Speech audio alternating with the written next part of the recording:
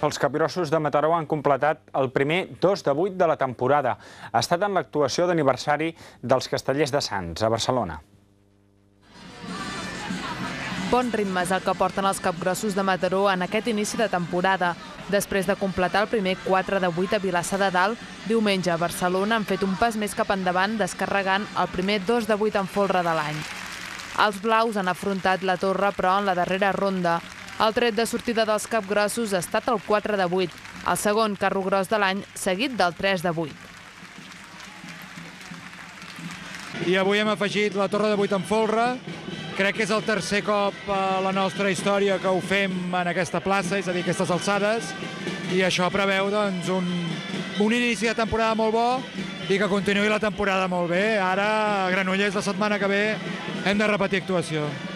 Els blaus han actuat a Barcelona en la festa d'aniversari dels Borinots, on també hi han participat els castellers de Vilafranca. Els verds han portat a plaça una actuació quasi idèntica a la dels capgrossos, completant també el 3, el 4 i el 2 de 8, però afegint-hi a la ronda de pilars l'espadat de 6. Menys sort han tingut els amfitrions, que tot i que s'havia especulat que també podrien tirar a plaça el 2 de 8, finalment han optat per l'insòlit 9 de 7.